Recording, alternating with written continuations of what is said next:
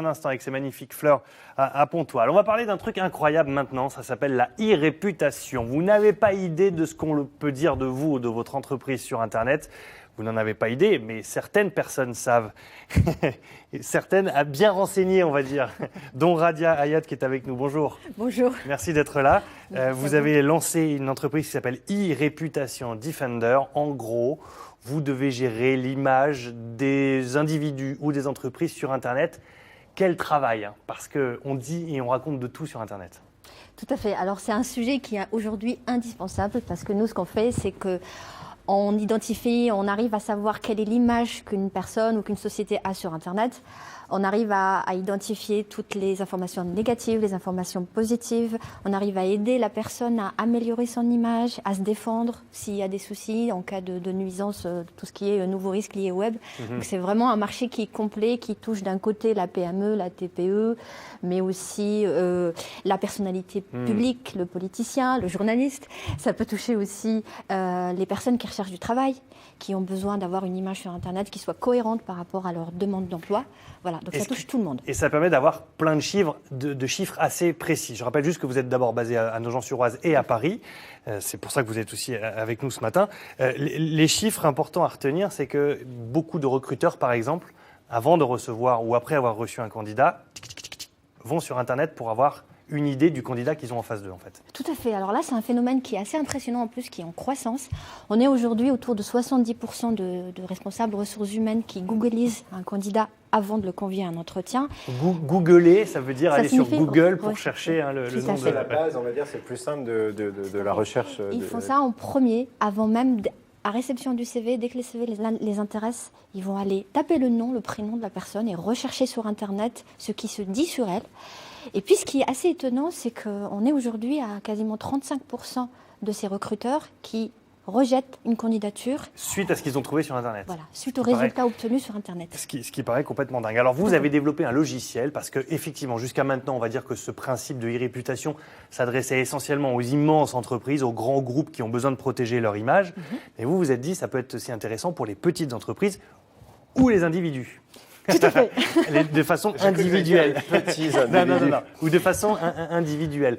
Donc cette idée-là permet d'avoir un champ d'action énorme, j'imagine, parce que beaucoup de gens veulent savoir ce qu'on dit d'eux sur Internet. Oui, tout à fait. C'est vrai que les entreprises, les grandes sociétés avaient les moyens depuis quelques années de faire appel à des très grandes agences pour gérer leur image sur Internet.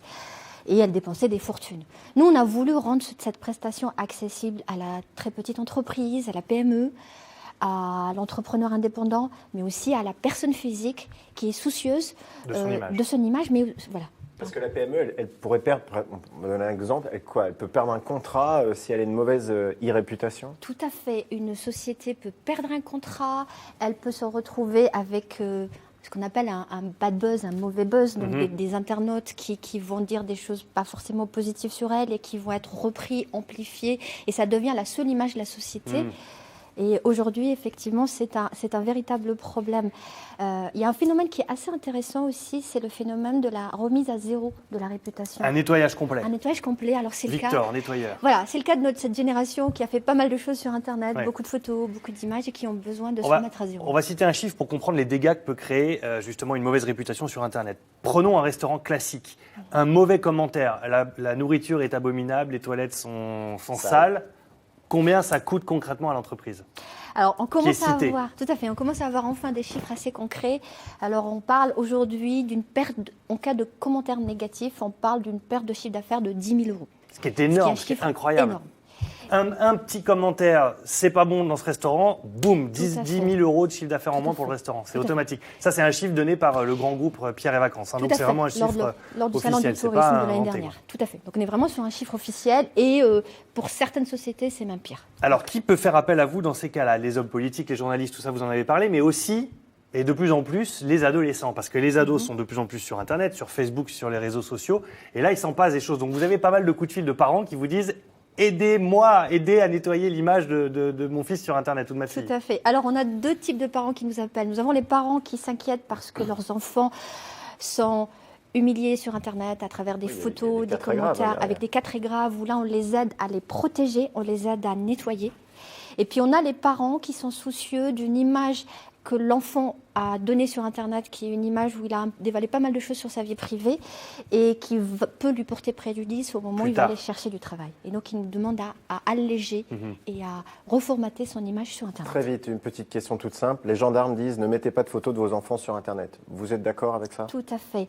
Même si vous protégez votre profil, par exemple sur Facebook, en mettant une sécurité, vos amis, vos contacts, eux, ils n'ont pas forcément protégé leur profil. Et donc, la photo est très facilement accessible par des personnes potentiellement mal intentionnées. Est-ce que du coup, vous, dans votre vie de tous les jours, quand vous vous adressez à des gens, par exemple, depuis tout à l'heure, elle nous regarde avec des petits yeux.